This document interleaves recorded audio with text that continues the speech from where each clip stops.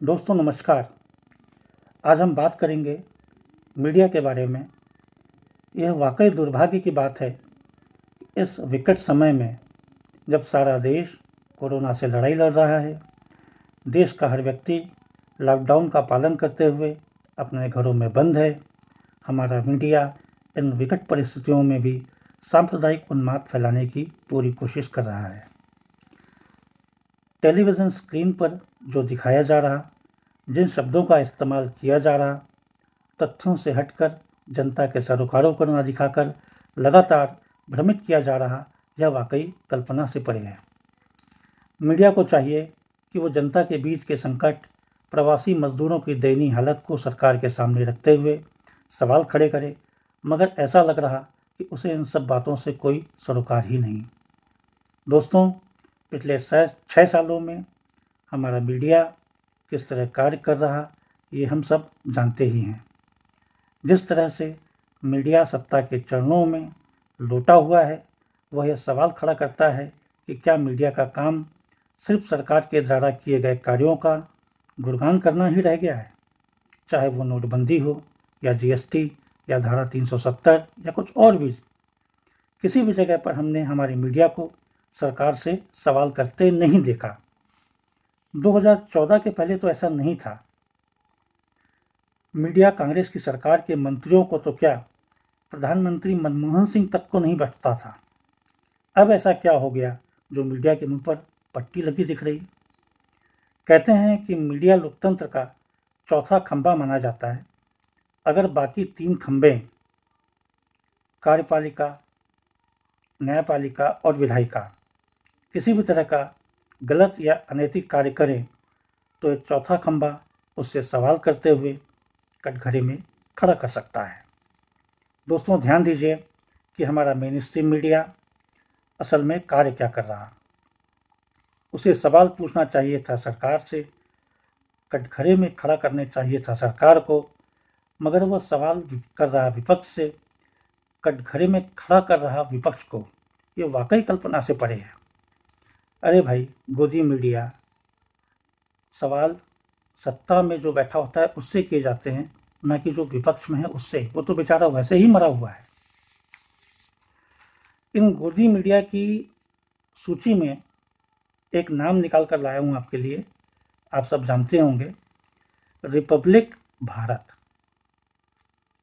अब ये चैनल कितना रिपब्लिक है वो ईश्वर ही जानता है। बहरहाल, इस चैनल के बारे में आपको बता दूं कि इसके मालिकों में एक बीजेपी के सांसद भी शामिल हैं।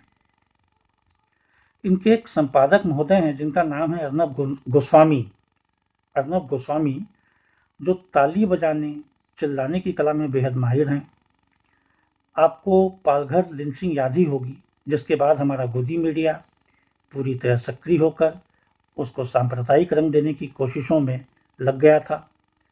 मगर महाराष्ट्र सरकार के तुरंत एक्शन लेने और आरोपियों की सूची जारी करने के बाद ये सभी योद्धा रण क्षेत्र से भागते हुए नजर आए।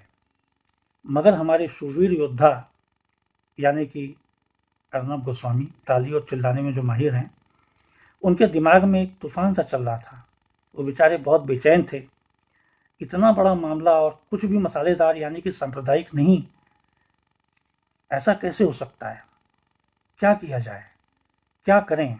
अचानक इन्होंने चुटकी बजाए और चिल्लाकर बोले, आइडिया। अब आप सोचेंगे कि वो आइडिया क्या है, तो सुनिए इन अर्नब चौधरी उर्फ चाचा चौधरी ने किया क्या। इन्होंने तुरंत कांग्रेस की अंतरिम अध्यक्ष श्रीमती सोनिया गांधी के ऊपर हमला करते हुए अपशब्दों की भरमार कर दी। उन्हें इटली का एजेंट तक बता दिया। आगे यह भी पूछा कि अगर पालघर में संतों की जगह कोई मौलाना या कोई पादरी होता, तब भी क्या सोनिया गांधी जी इसी तरीके से चुप रहती थी?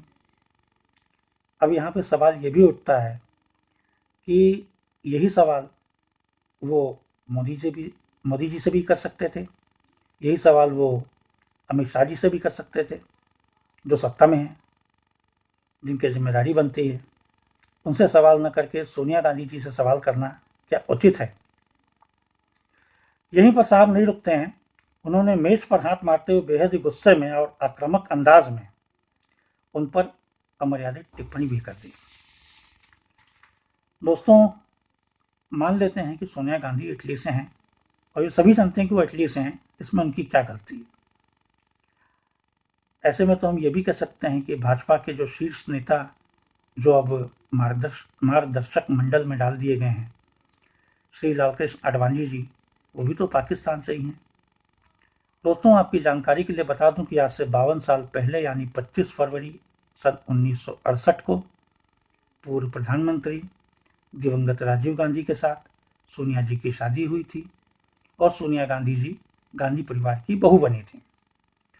जो शख्स पिछले 52 सालों से भारत में रह रहा हो, जिसने अपने पति को, अपनी सास को इस देश के लिए बलिदान होते देखा हो और जो वर्तमान समय में देश की सबसे पुरानी पार्टी का अध्यक्ष भी हो, उस पर इस तरह की आपत्तिजनक भाषा बोलना क्या उचित है। यहाँ पर मैं एक सवाल पूछना चाहता हूँ कि जब मोदी जी सत्ता में आए थे तो उन्होंने एक नारा दिया था, बेटी बचाओ बेटी पढ़ाओ। जब देश की सबसे पुरानी पार्टी के अध्यक्ष तक की मर्यादा का ख्याल नहीं रखा जा रहा जो महिला हैं, तो आम महिलाओं का क्या होगा यह समझा जा सकता है। क्या हम महिलाओं को ऐसे ही सम्मान देंगे?